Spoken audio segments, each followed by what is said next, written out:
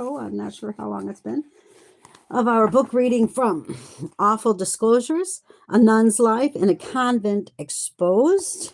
This was written by Maria Monk. Okay, I have to turn this just a little bit so I could see if it quits recording. Okay, we are in chapter 11. I will let you know in this recording, I do not know why, but I was going to read until chapter 14, right? So I was thumbing through to see how long that reading would be.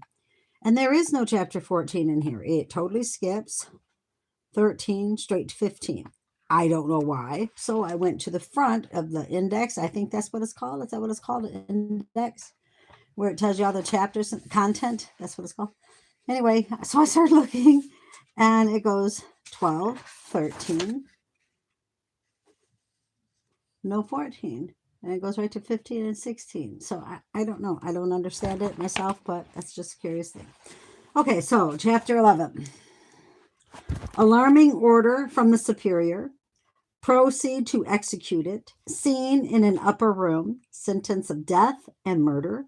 My own distress. Reports made to friends of Saint Francis. But I must now come to one deed in which I had some part, and which I look back upon with greater horror and pain than any occurrence in the convent, in which I was not the principal sufferer. It is not necessary for me to attempt to excuse myself in this or any other case. Those who have had any disposition to judge fairly will exercise their own judgment in making allowances for me under the fear and force, the commands and examples around me. I therefore shall confine myself, as usual, to the simple narrative of facts. The time was about 5 months after I took the veil. The weather was cool, perhaps in September or October. One day the superior sent for me and several other nuns to receive her commands at a particular room. We found the bishop and some priests with her, and speaking in an unusual tone of fierceness and authority, she said, "Go to the room for the examination of conscience and drag Saint Francis upstairs." Nothing more was necessary than this unusual command, with the tone and manner which accompanied it, to excite in me most gloomy anticipation. It did not strike me as strange that St. Francis should be in the room to which the superior directed us. It was an apartment to which we were often sent to prepare for the communion, and to which we voluntarily went, whenever we felt the compunction which our ignorance of duty and the misinstructions we received inclined us to seek relief from self-reproach. Indeed, I had seen her there a little before. What terrified me was, first, the superior's angry manner; second, the expression she used, being a French term, whose illegible, it says in parentheses, we had learnt in the convent, and whose meaning is rather softened when translated into drag. Third, the place to which we were directed to take the interesting young nun, and the persons assembled there, as I suppose, to condemn her. My fears were such concerning the fate that awaited her, and my horror at the idea that she was in some way to be sacrificed, that I would have given anything to be allowed to stay where I was. But I feared the consequences of disobeying the superior, and proceeded with the rest towards the room for the examination of conscience. The room to which we were to proceed from that was in the second story, in the place of many a scene of shameful nature. It is sufficient for me to say, after what I have said in other parts of this book, that things had there occurred which made me regard the place with the greatest disgust. St. Francis had appeared melancholy for some time. I well knew that she had cause, for she had been repeatedly subject to trials which I need not name, our common lot. When we reached the room where we had been bidden to seek her, I entered the door, my companion standing behind me. As the place was so small as hardly to hold 5 persons at a time, the young nun was standing alone near the middle of a room. She was probably about 20, with light hair, blue eyes, and a very fair complexion. I spoke to her in a compassionate voice, but at the same time with such a decided manner that she comprehended my full meaning. St. Francis, we are sent for you. Several others spoke kindly to her, but two addressed her very harshly. The poor creature turned around with a look of meekness, and without expressing any unwillingness or fear, without even speaking a word, resigned herself to our hands. The tears came into my eyes. I had not a moment's doubt that she considered her fate as sealed, and was already beyond the fear of death. She was conducted, or rather hurried, to the staircase, which was nearby, and then seized by her limbs and clothes, and in fact almost dragged upstairs in the sense the superior had intended. I laid my hands upon her. I took hold of her too, more gently indeed than some of the rest, yet I encouraged and assisted them in carrying her. I could not avoid it. My refusal would have not saved her, nor prevented her from being carried up. It would only have exposed me to some severe punishment, as I believe some of my companions would have seized the first opportunity to complain of me. All the way up the staircase, St. Francis spoke not a word, nor made the slightest resistance. When we entered with her in the room to which she was ordered, my heart sank within me. The bishop, the lady superior, and 5 priests, Visual, Bonin, Richard, Savage, and 2 others, I now was certain, were assembled for her trial on some charge of great importance. When we had brought our prisoner before them, Father Richards began to question her, and she made ready but calm replies. I cannot pretend to give a connected account of what ensued. My feelings wrought up to such a pitch that I knew not what I did, nor what to do. I was under a terrible apprehension that, if I betrayed my feelings, which almost overcame me, I should fall under the displeasure of the cold-blooded persecutors of my poor innocent sister, and this fear on the one hand, with the distress I felt for her on the other, rendered me almost frantic. As soon as I entered the room, I had stepped into a corner on the left of the entrance, where I might partially support myself by leaning against the wall in between the door and the window. This support was all that prevented me from falling to the floor, for the confusion of my thoughts was so great that only a few of the words I heard spoken on either side made any lasting impression upon me. I felt as if struck with some insupportable blow, and death would not have been more frightful to me. I am inclined to the belief that Father Richards wished to shield the poor prisoner from the severity of her fate by drawing from her expressions that might bear a favorable construction.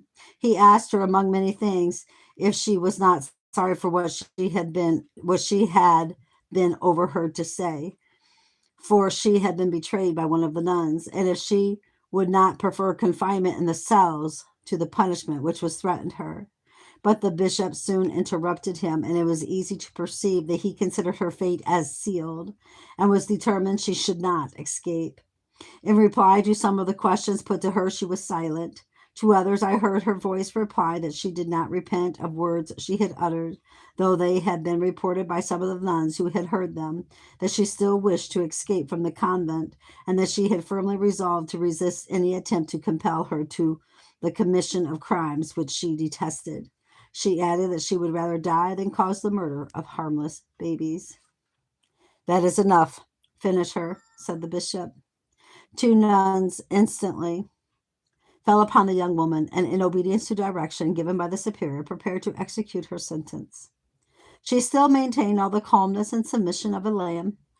Some of those who took part in this transaction, I believe, were as unwilling as myself, but of others I can safely say that I believe they delighted in it.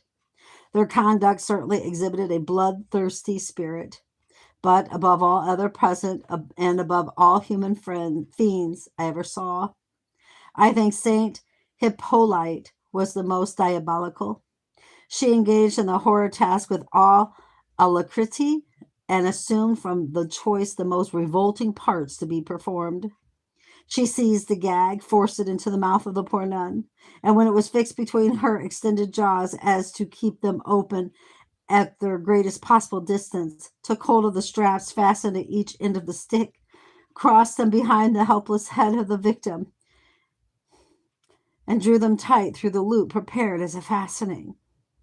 The bed, which had always stood in one part of the room, still remained there, though the screen, which had usually been placed before it, and was made of thick muslin, was only a crevice through which a person might look out, had been folded up on its hinges in the form of a W and placed in the corner.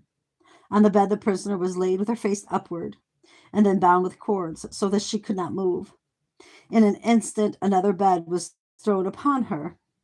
One of the priests, named Bonin, sprung like a fury first upon it and stamped upon it with all his force. He was speedily followed by the nuns, until there were as many upon the bed as could find room, and all did what they could, not only to smother, but to bruise her.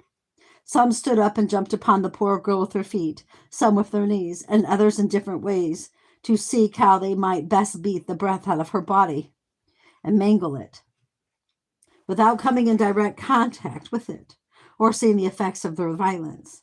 During this time, my feelings were almost too strong to be endured. I felt stupefied, and I was scarcely conscious of what I did.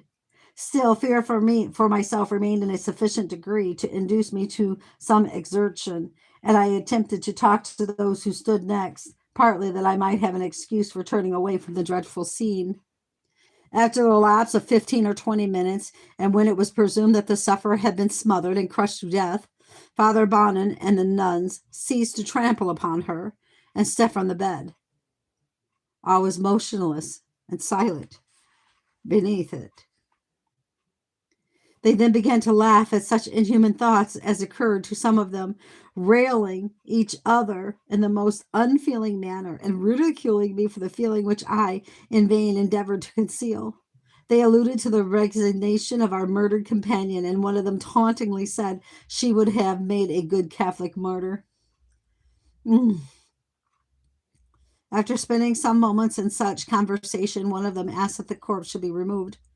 The superior said it had better remain a little while. After waiting a short time longer, the feather bed was taken off, the cords unloosed, and the body taken by the nuns and dragged downstairs. I was informed that it was taken into the cellar and thrown unceremoniously into the hole, which I have already described, covered with a great quantity of lime, and afterwards sprinkled with a liquid of the properties and name of which I am ignorant. This liquid, which I have seen poured into the hole from large bottles after the necks were broken off, and I have heard that it's used in France to prevent the effluvia rising from cemeteries. I did not soon recover from the shock caused by the scene. Indeed, it still recurs to me with most gloomy impressions. The next day there was a melancholy aspect over everything, and recreation time passed in the dullest manner. Scarcely anything was said above a whisper. I never heard much said afterward about St. Francis. I spoke with one of the nuns a few words one day, but we were all cautioned not to expose ourselves very far, and could not place much reliance in each other. The murdered nun had been brought to her shocking end with the treachery of one of our number in whom she confided. I never knew with certainty who had reported her remarks to the superior, but suspicion fastened on one, and I never could regard her but with detestation. I was more inclined to blame her than some of those employed in the execution, for there could have been no necessity for the betrayal of her feelings. We all knew how to avoid exposing each other. I was often sent by the superior to overhear what was said by novices and nuns when they seemed to shun her, and she would say, "Go and listen.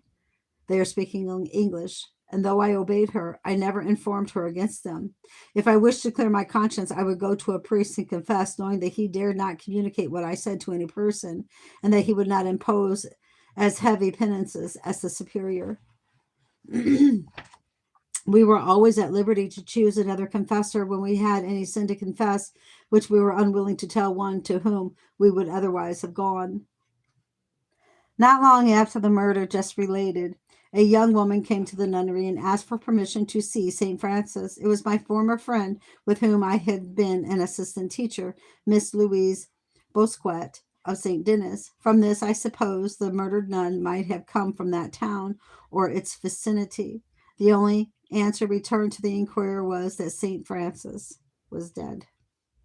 Some time afterwards, some of St. Francis' friends called to inquire after her, and they were told that she had died a glorious death, and further told that she made some heavenly expressions which were repeated in order to satisfy her friends. Chapter 12. Description of the room of the three states and the pictures in it. Jane Ray ridiculing priests. Their criminal treatment of us at confession. Jane Ray's tricks with the nuns. Aprons, handkerchiefs, and nightgowns. Apples.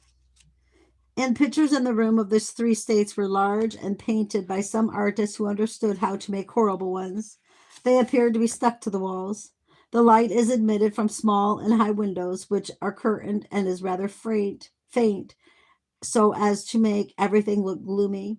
The story told us was that they were painted by an artist whom God had given power to represent things exactly they are in heaven, hell, and purgatory. In heaven, the picture of which hangs on one side of the apartment, multitudes of nuns and priests are put in the highest places, with the Virgin Mary at the head, St. Peter and other saints far above the great number of Catholics or other classes who were crowded in below. In purgatory are multitudes of people, and in one part called the place of lamps are infants who died unbaptized, the place of darkness. In that part of purgatory, in which adults were collected, and where they are surrounded with flames, waiting to be delivered by the prayers of the living. In hell, the picture of which and that of purgatory were on the wall opposite that of heaven. The human faces were the most horrible that can be imagined. Persons of different descriptions were represented, with the most distorted features, ghastly complexions, and every variety of dreadful expression. Some with wild beasts gnawing at their heads, others furiously biting the iron bars which kept them in, with looks which could not fail to make a spectator shudder. I could hardly persuade myself that the figures were not living, and the impression they made on my feelings were powerful. I was often shown the place where nuns go who break their vows as a warning. It is the hottest place in hell, and worse in every point of view even than that which Protestants are assigned, because they are not so much to be blamed as we were sometimes assured as their ministers and the Bible by which they are perverted.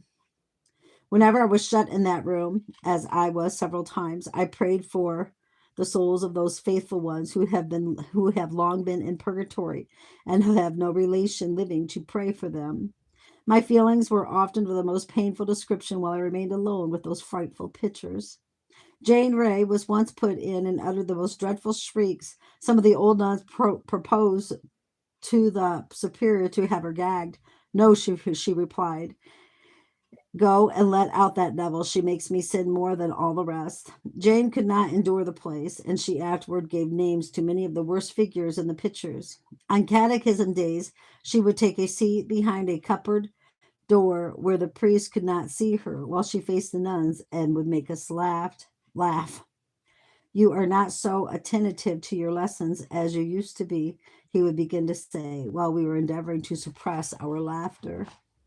Jane would then hold up the first letter of some priest's name whom she had before compared with one of the faces in hell, and look so that we could hardly preserve our gravity.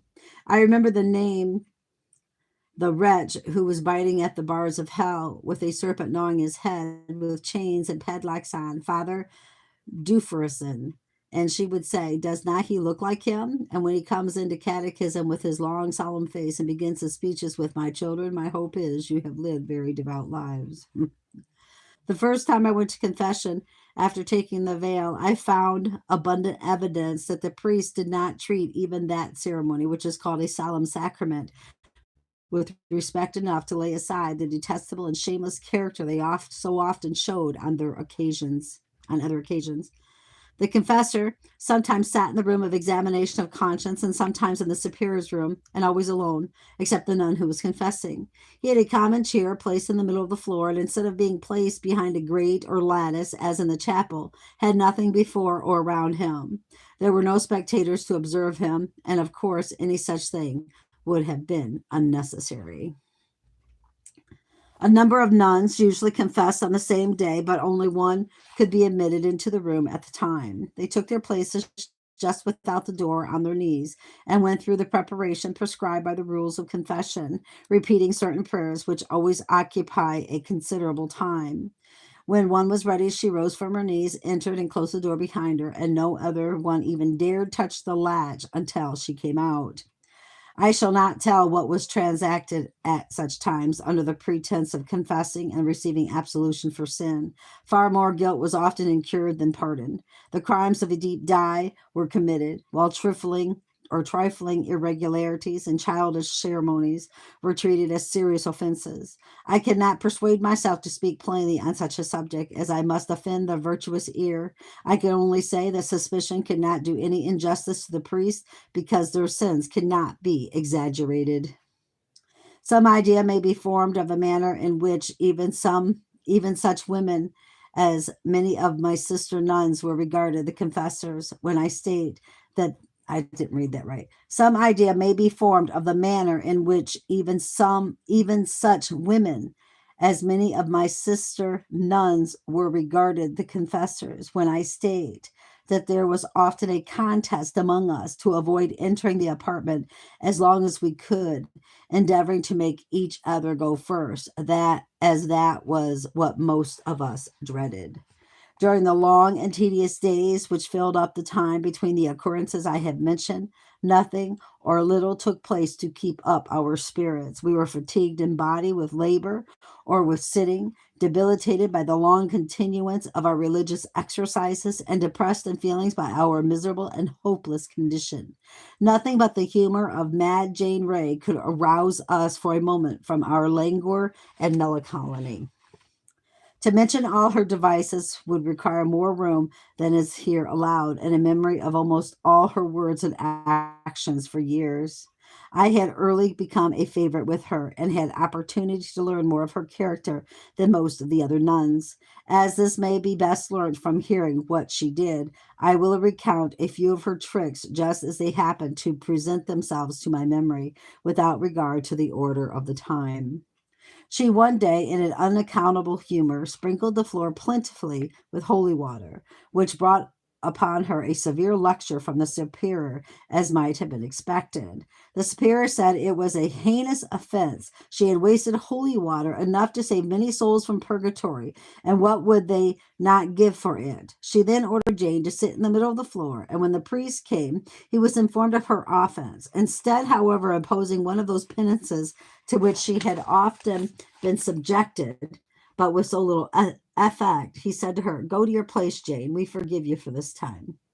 I was once set to iron aprons with Jane. Aprons and pocket handkerchiefs are the only articles of dress which are ever ironed in the convent. As soon as we were alone, she remarked, "Well, we are free from the rules while we are here at this work." And although she knew she had no reason for saying so, she began to sing, and I soon joined in, and thus we spent the time while we were at work to the neglect of prayer we ought to have said.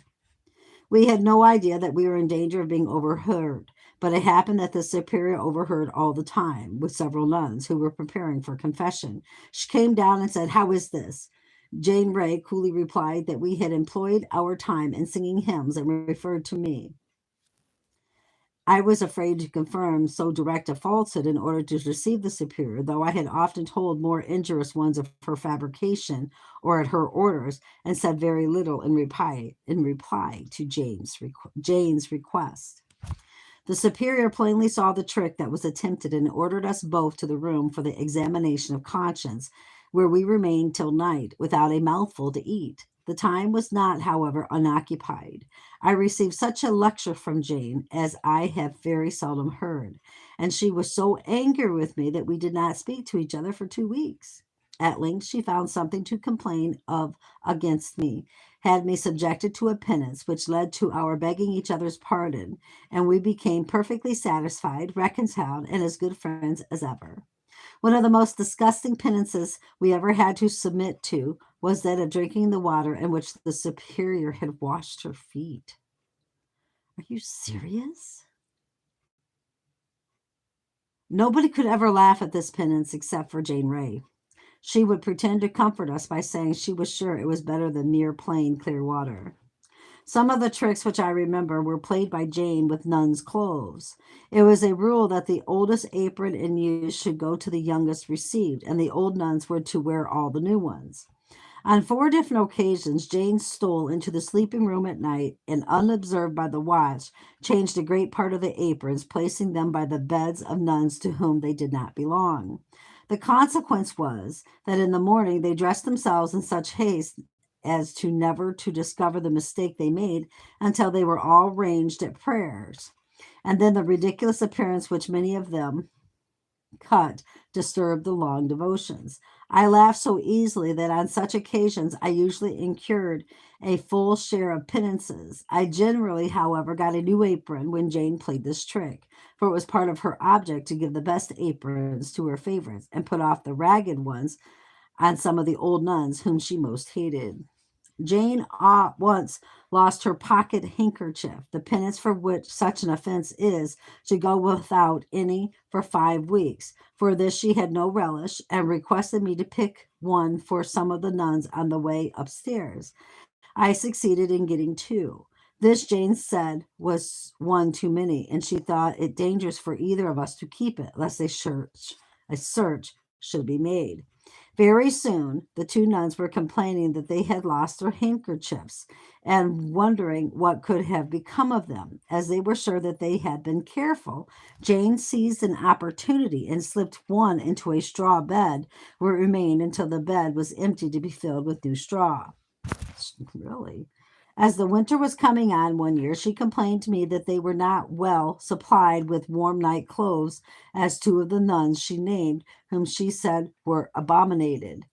She soon after found means to get possession of their fine warm flannel nightgowns, one of which she gave to me, while the other she put on at bedtime. She presumed the owners would have a secret search for them, and in the morning hid them in the stove, after the fire had gone out, which was kindled a little before the hour of rising, and then suffered to burn down. This she did every morning, taking them out at night and through the winter. The poor nuns who owned the garments were afraid to complain of their loss, lest they should have some penance laid on them, and noting or nothing was ever said about them. When the weather began to grow warm in the spring, Jane returned the nightgowns to the beds of the nuns from whom she had borrowed them, and they were probably as much surprised to find them again as they had before been at losing them. Jane once found an opportunity to fill her apron with a quantity of fine apples called famuses, which came in her way, and hastening up to the sleeping room, hid them under my bed. Then coming down, she informed me, and we agreed to apply, ouch, for leave to make our 11s, as it is called. The meaning of this is to repeat a certain round of prayers for 9 days in succession to some saint we chose to address for assistance in becoming more charitable, affectionate, or something else. We easily obtained permission and hastened upstairs to begin our 9 days' feast on the apples, when, much to our surprise, they had all been taken away, and there was no way to avoid the disagreeable fate we had brought upon ourselves. Jane therefore began to search the beds of the other nuns, but not finding any trace of the apples, she became doubly vexed and stuck pins in those which belonged to her enemies. When bedtime came, they were much scratched in getting in bed, which made them break silence, and they subjected them to penances. That's crazy. Chapter 13. Jane Ray's tricks continued. The broomstick ghost, sleepwalking, salted cider, changing beds, objects of some of her tricks, feigned humility, alarm, treatment of a new nun, a nun made by stratagem. One night, Jane, who had been sweeping the sleeping room for a penance, dressed up the broomstick. When she had completed her work with a white cloth on the end, so tied as to resemble an old woman dressed in white, with long arms sticking out. This she stuck through a broken pane of glass and placed it so it appeared to be looking in at the window by the fount of holy water. There it remained until the nuns came up to bed. The first who stopped at the font to dip her finger in caught a glimpse of the singular object and started with terror. The next was equally terrified as she approached, and the next and the next. We all believed in ghosts, and it was not wonderful that such an object should cause alarm, especially as it was but a short time after the death of one of the nuns. Thus they went on, each getting a fright in turn, yet all afraid to speak. At length, one more alarmed, or with less presence of mind than the rest, exclaimed, "Oh, mon Dieu!" And I can't pronounce all that. When the night watch called out, "Who's that?" she confessed she had broken silence, but pointed at the cause, and then all the nuns assembled at the distance from the window. Jane offered to advance boldly and ascertain the nature of the apparition, which they thought a most resolute intention. We all stood looking on when she stepped to the window, drew in the broomstick, and showed us the ridiculous puppet which had alarmed so many superstitious fears. Some of her greatest feats she performed as a sleepwalker. Whether she ever walked in her sleep or not, I am unable with certainty to say. She, however, often imposed upon the superior and old nuns by making them think so. When I knew she did not, and yet I cannot positively say that she always did, I have remarked that one of the old nuns was always placed in our sleeping room at night to watch us.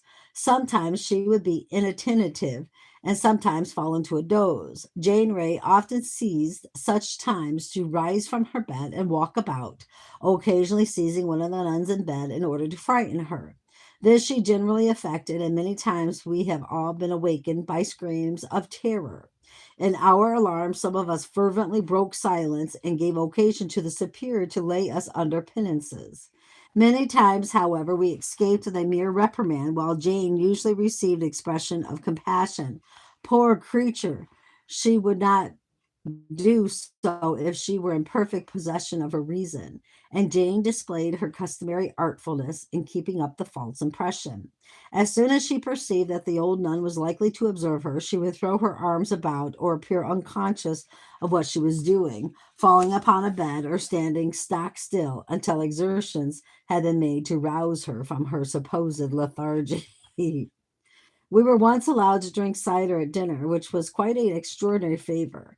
Jane, however, on account of her negligence of all work, was denied the privilege, which she much resented. The next day, when dinner arrived, she began to taste our new drink, but it was so salt we could not swallow it.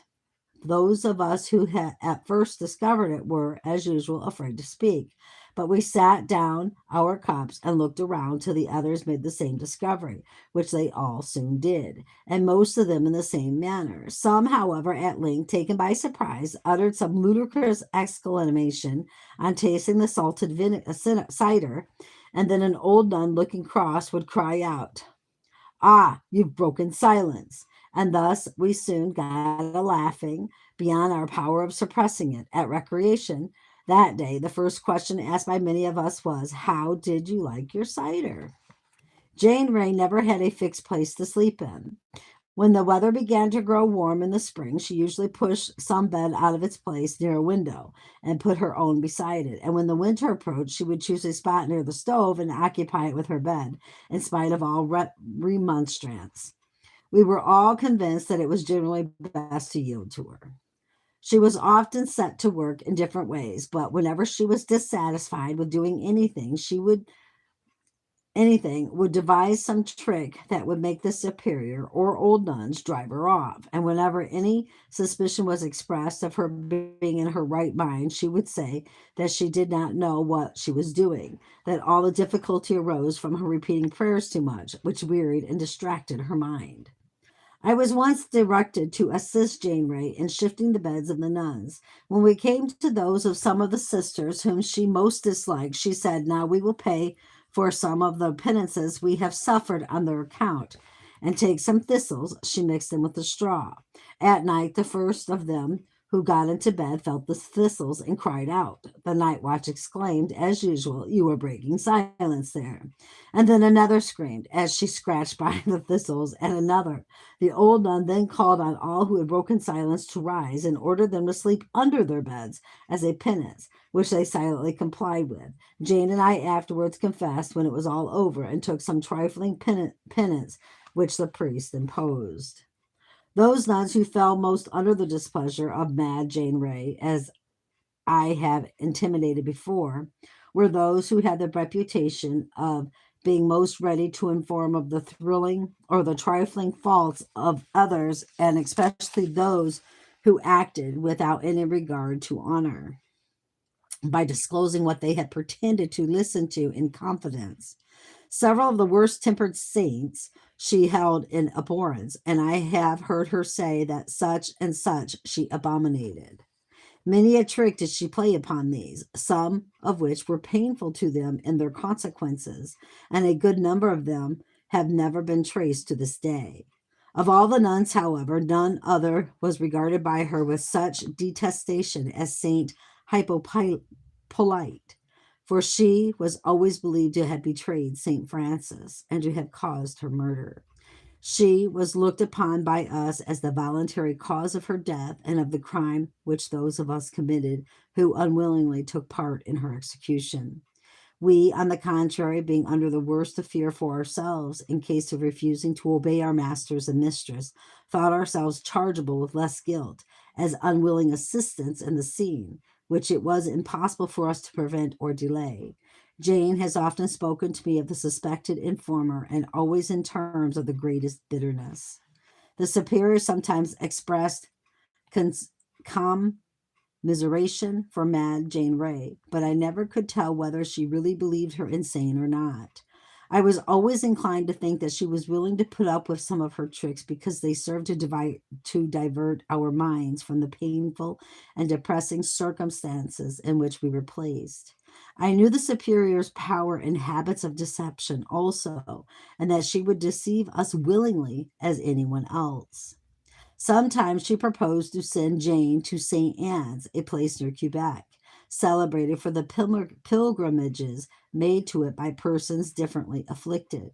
It is supposed that some peculiar virtue exists there which will restore health to the sick, and I have heard stories told in corroboration of the common belief. Many lame and blind persons, with others, visit St. Anne's every year, some of whom may be seen traveling on foot and begging their food.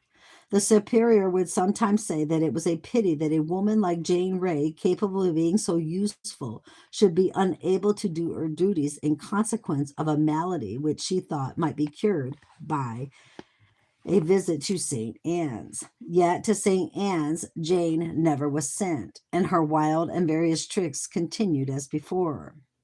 The rules of the silence, which the others were so scrupulous in observing, she set at naught every hour, and as for others' rules, she regarded them with as little respect when they stood in her way. She would now and then step out and stop the clock by which our exercises were regulated, and sometimes in this manner lengthen out our recreation till near 12. At last, the old nuns began to watch against such a trick and would occasionally go out to see if the clock was still going.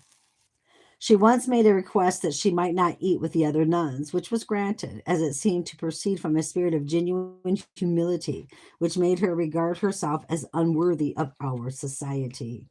It being most convenient, she was sent to the superior's table to make her meals after her, and it did not at first occur to the superior that Jane, in this manner, profited by the change, by getting much better food than the rest of us.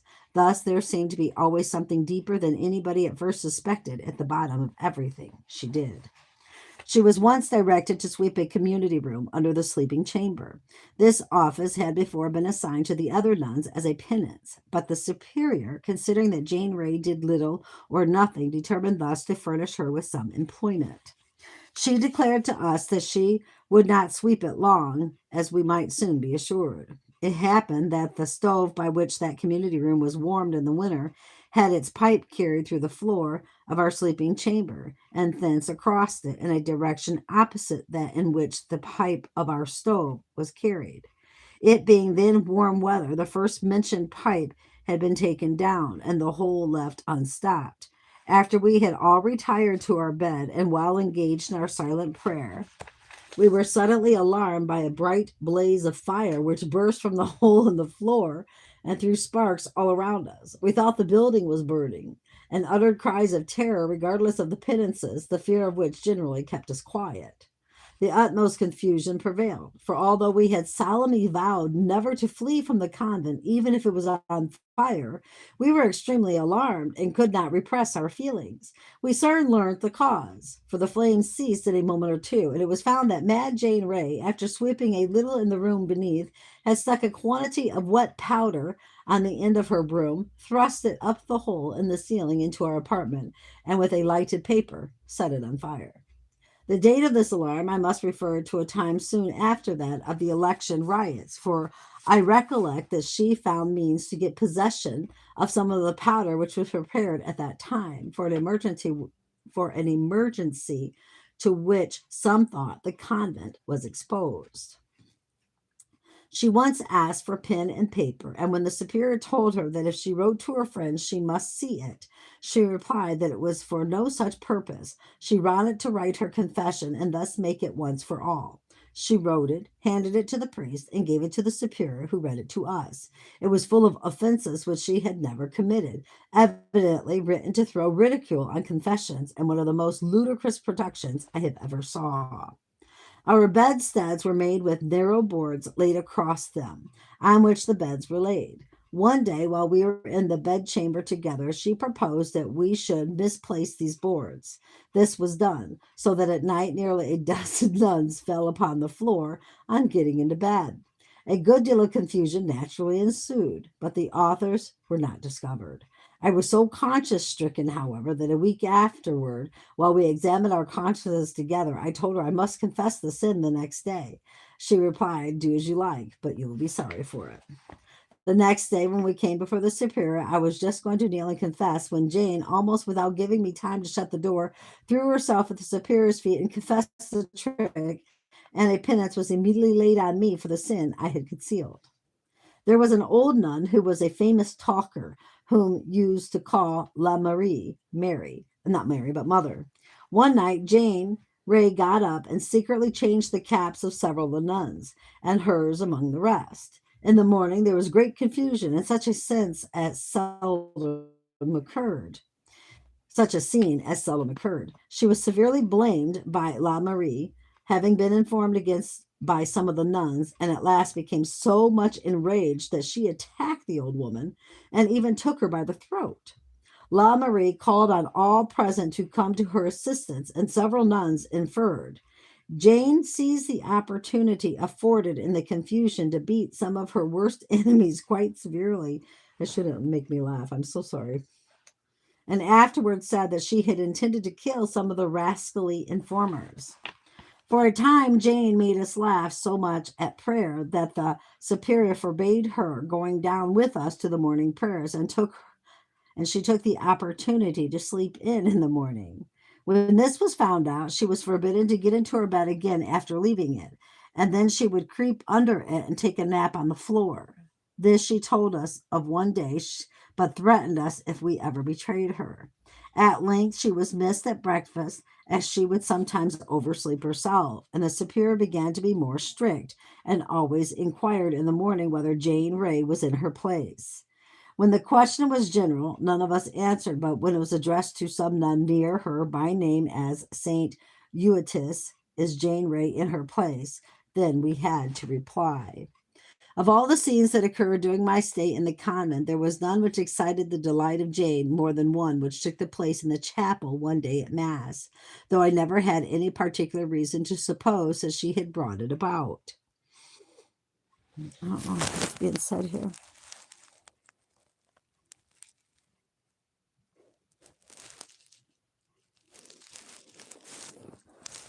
Yeah, convents are not fun there, Daniel. It doesn't sound like it at all.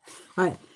Some person unknown to me to this day had put some substance or other of a most nauseous smell into the hat of a little boy who attended at the altar, and he, without observing the trick, put it on his head. In the midst of the ceremonies, he approached some of the nuns, who were almost suffocated with the odor, and as he occasionally moved from place to place, some of them began to beckon to him to stand further off and to hold their noses with looks of disgust. The boy was quite unconscious of the cause of the difficulty and paid them no attention. But the confusion soon became so great through the distress of some and the laughing of others that the superior noticed the circumstance and beckoned to the boy to withdraw. All attempts, however, to engage us in any work, prayer, or meditation were found ineffectual. Whenever the circumstances in the chapel came to mind, we would laugh out. We had got into such a state that we could not easily restrain ourselves. The superior, yielding to necessity, allowed us recreation the whole day. The superior used sometimes to send Jane to instruct the novices in their English prayers. She would proceed to her task with all seriousness, but sometimes chose the most ridiculous as well as irreverent passages from songs and other things which she had before somewhere learnt, which would set us who understood her laughing. One of her rhymes, I recollect, began with, "The Lord of love, look from above upon this turkey hen." Oh my God. I think that Jane Ray was crazy. Jane for a time slept opposite me, and often in the night would rise unobserved and slip into my bed to talk with me, which she did in a low whisper and return again with equal caution. She would tell me of the tricks she had played, such as she meditated, and sometimes make me laugh so loud that I had much ado in the morning with begging pardons and doing penances. One winter's day she sent to light a fire. She was sent to light a fire, but after she had done so, remarked privately to some of us, "My fingers were so cold, you'll see if I do it again." The next day there was a great stir in the house because it was said that Mad Jane Ray had seized with a fit while making a fire, and she was taken up apparently insensible and conveyed to her bed. She complained to me, who visited her in the course of the day, that she was likely to starve as food was denied her, and I was persuaded to pin a stocking under my dress and secretly put food into it from the table. This I afterward carried to her and relieved her wants. One of the things which I blamed Jane most for was a disposition to quarrel with any nun who seemed to be winning the favor of the superior. She would never rest until she had brought such a one into some difficulty. We were allowed but little soup, and Jane, after she found her supply nearly gone, would take the first piece she could find. One day there was a general search made for a large piece that was missed. When soon after I had been searched, Jane Ray passed me and slipped it into my pocket. She was soon after searched herself and then secretly came for it again. Soap, not soup. I kept thinking, how is a large piece of soup? I read that wrong. I'm going to reread it. We were allowed but little soap, and Jane, when she found her supply nearly gone, would take the first piece she could find. One day there was a general search made for a large piece that was missed. When soon after I had been searched, Jane Ray passed me and slipped it into my pocket. She was soon after searched herself and then secretly came for it again. While I recall these particulars of our nunnery and refer so often to the conduct and language of one of the nuns, I cannot speak of some things which I believed or suspected on account of my want of sufficient knowledge. But it is a pity you have not Jane Ray for a witness. She knows many things which I am ignorant. She must be in possession of facts that should be known. Her long residence in the convent, her habits of roaming about it, and the observing of everything must have made her acquainted with things which would be heard with interest. I always felt as if she knew everything. She would often go and listen or look through the cracks into the superior's room while any of the priests were closeted with her, and sometimes would come and tell me what she witnessed. I felt myself bound to confess in such cases, and always did so. She knew, however, that I only told it to the priest or to the superior, and without mentioning the name of my informant, which I was at liberty to withhold, so that she was not found out. I often said to her, "Don't tell me, Jane, for I must confess it." She would reply, "It is better for you to confess it than for me." I thus began, even against my will, informed of scenes supposed by the actors of them to be secret. Jane Ray once persuaded me to accompany her into the superior's room, to hide with her under the sofa and await the appearance of a visitor whom she expected, that we might overhear what passed between them. We had long we had been long concealed when the superior came in alone and sat for some time. When fearing she might detect us in the stillness which prevailed, we began to repent of our temerity. At length, however, she suddenly withdrew and thus afforded us a welcome opportunity to escape. I was passing one day through a part of the cellar where I had not often occasion to go, when the toe of my shoe hit something. I tripped and fell down. I rose again, and holding my lamp to see what caused my fall, I found an iron ring fastened to a small square trapdoor. This I had the curiosity to raise and saw 4 or 5 steps leading down, but there was not light enough to see more, and I feared to be noticed by somebody and reported to the superior. So, closing the door again, I left the spot. At first, I could not imagine the use for such a passage, but it afterward occurred to me that this might open to the subterranean passage to the seminary, for I never before could account for the appearance of many of the priests who often appeared and disappeared among us, particularly at night. When I knew the gates were closed, they could, as I now saw, come up to the door of the superior's room at any hour, then up the stairs into our sleeping room or where they chose, and often they were in our beds before us. I afterward ascertained that my conjectures were correct, and that a secret communication was kept up in this manner between the institutions at the inn towards Notre Dame Street at a considerable depth underground. I often afterward met priests in the cellar when sent there for coal and other articles, as they had passed up and down the common cellar stairs on their way. My wearisome daily prayers and labors, my pain of body and depression of mind, which were so much increased by penances I had suffered, and those which I constantly feared, and the feelings of shame, remorse, and horror which sometimes arose, brought me into a state which I cannot describe. In the first place, my frame was enfeebled by the uneasy posture I was required to keep for so long as a time during prayer. This alone I thought was sufficient to undermine my health and destroy my life.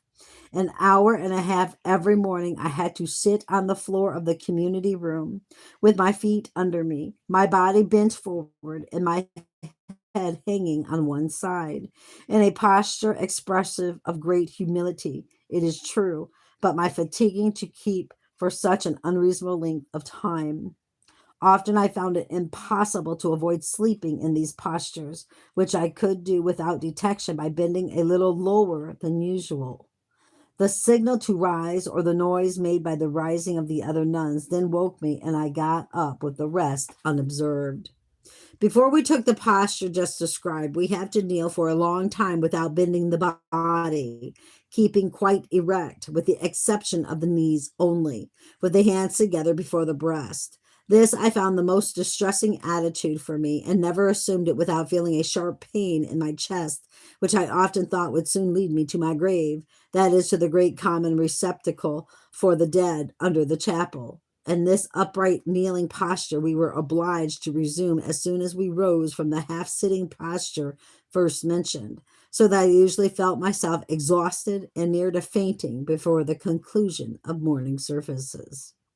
I found the meditations extremely tedious, and often did I sink into sleep while we were all seated in silence on the floor. When required to tell my meditations, as it was thought to be of no great importance what we said, I sometimes found I had nothing to tell but a dream, and told that, which passed off very well. Jane Ray appeared to be troubled still more than myself with wandering thoughts, and when blamed for them, would reply, I begin very well, but directly I begin to think of some old friend of mine, and my thoughts go a wandering from one country to another. Sometimes I confess my falling asleep, and often the priests have talked to me about the sin of sleeping in time of meditation. At last, one of them proposed to me to prick myself with a pin, which I have often done, and so rouse myself for a time. My close confinement in the convent and the want of opportunities to breathe the open air might have proved more injurious to me than they did, had I not employed a part of my time in more active labors than those of sewing, to which I was chiefly confined. I took part occasionally in some of the heavy work as washing. The events which I am now to relate occurred about 5 months after my admission into the convent as a nun, but I cannot fix the time with precision, as I know not anything which took place in the world about the same period. The circumstance I clearly remember, but as I have elsewhere remarked, we were not accustomed to keep any account of time. Information was given to us one day that another novice was to be admitted among us, and we were required to remember and mention her often in our prayers, that she might have faithfulness in the service of her holy spouse. No information was given us concerning her beyond this fact, not a word about her age, name, or nation.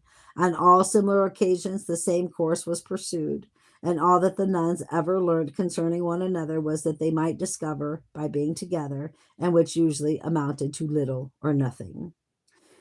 When the day of her admission arrived, though I did not witness the ceremony in the chapel, it was a gratification to us all on one account, because we were all released from labor and enjoyed a great recreation day.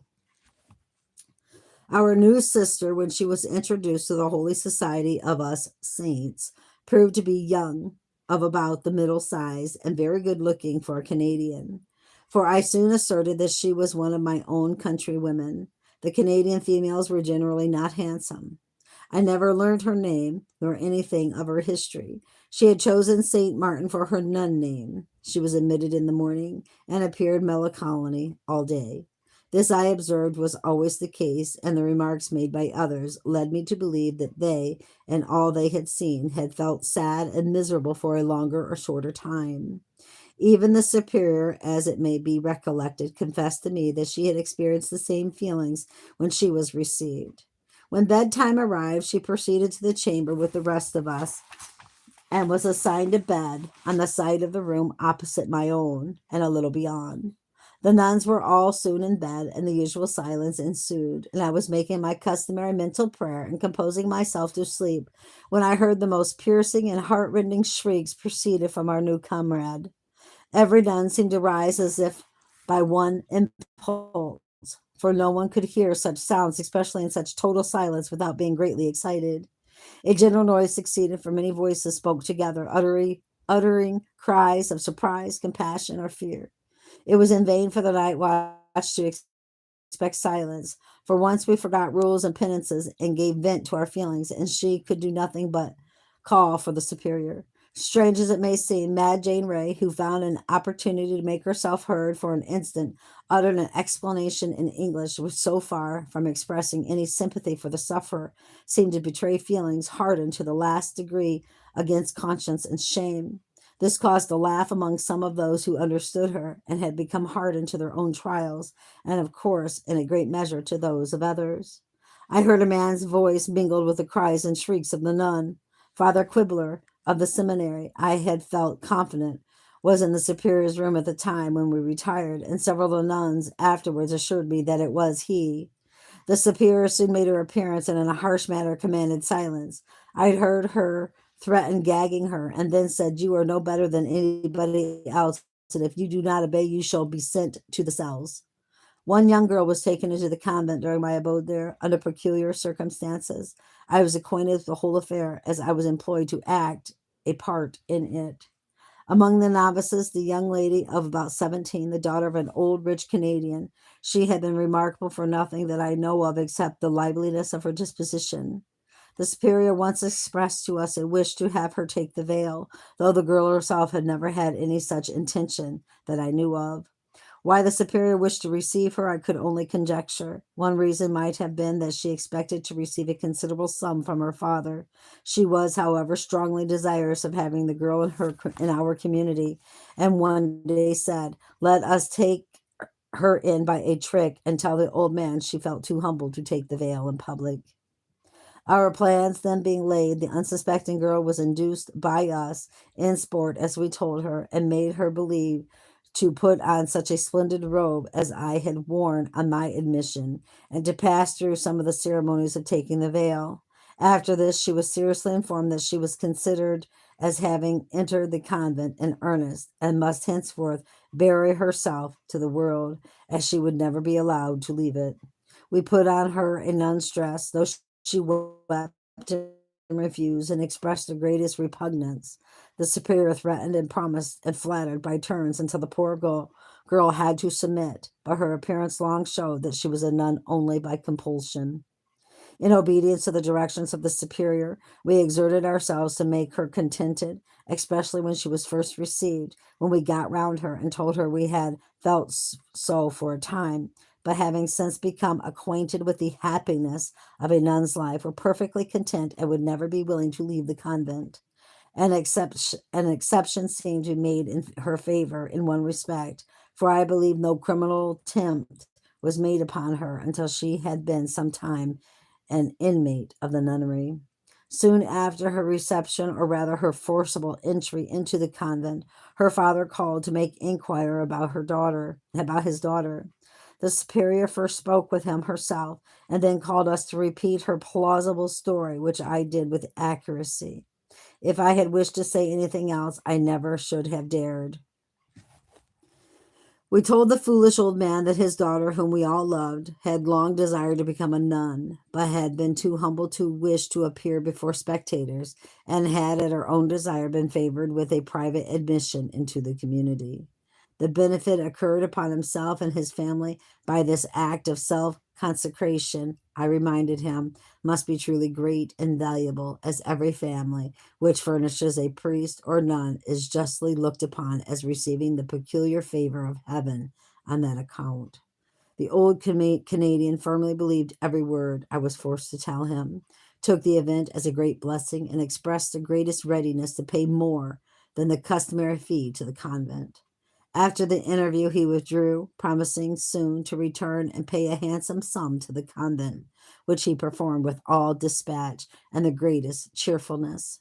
The poor girl never heard that her father had taken the trouble to call to see her, much less did she know anything of the imposition passed upon him. She remained in the convent. She remained in the convent when I left it. The youngest girl who ever took the veil of our sisterhood was only 14 years of age and considered very pious. She lived but a short time. I was told that she was ill-treated by the priest and believe her death was in consequence. Wow. That's just crazy. I don't have words. Yes, you can have a growing tray. You can get it on Amazon, Daniel. They're not that expensive at all. What I found myself personally with the broccoli sprouts, I think it is best to do it in a mason jar. Honestly, I really do. Put them in wash it every day, and then for like 3 days in a row, and then cover them in the dark. So put them like in a closet or something in the dark, and they will sprout and begin to grow. And then after they grow a little bit, then you put them in the window so the sun will hit them, and once they turn like a beautiful green, they're done. And you can put them in a bag and stick them in the refrigerator. They're good for several days. You can put them in a jar, close the jar with a tight lid, stick them in the refrigerator. So yeah, absolutely, use your mason jar. That's what you need to do. So like I said, this is what you need to do. Wash them, okay, and then fill it up with water with the seeds overnight. Rinse it. Do it again the next day. Rinse it. Now, don't put water in it, but make sure you strain the water out. So there's no more water in it. You're going to keep these in the dark, though. That's most important, because in the dark it's like it would be underground, and that's where the what's the word they call it? Hold on. Not fermentation. What's the word I'm thinking of? Basically, where the seed dies and it comes back to life. That's what's happening in the dark process. And so it's going to begin to sprout. And then after it begins to sprout, all of them, you want to make sure that they're not in a group. So after you strain the water, you're going to shake it really well, so the seeds will all stick to the sides, but not in a group. And because you don't want them in a group sprouting, you want them spread out in the jar. Yes. So Mason jar in the dark, sprouting. And then after they sprout, you're going to bring them out of the dark and put them in your windowsill. And you're going to turn it to make sure that it doesn't all be in like a clump. You don't want them in a clump. And I'm not even kidding. It's done in 7 days. That's how fast it is. It's done in 7 days. They are done and they are ready to eat in 7 days. The most amazing. So it really does work. And they taste good. I was really surprised because I've used the broccoli ones and they taste good. They taste like broccoli, a very strong, powerful broccoli. But they're very, very good for you. And I guess the reason they're good for you is because most of the nutrition is like being forced from the seed after it sprouts and stuff. I never realized that. So anyway, that's that. All right, next time, and I don't know, like I said, guys, why chapter 14 is completely missing. I do not know. It makes no sense. But they skipped right over it. Totally. Because it goes from the contents here from chapter 13 to 15. So 14 is missing. And I don't know why. Very strange indeed. But anyway, keep your eyes on Jesus, brothers and sisters. Yes. And your nose in the book. Yes. And embed, well, the nose in your book, which is the word of God, and embed the word of God upon the tablets of our hearts, so we will not sin against God or be deceived. I love you all so very much. Good night, Daniel. Sweet dreams. May God protect you in your sleep tonight.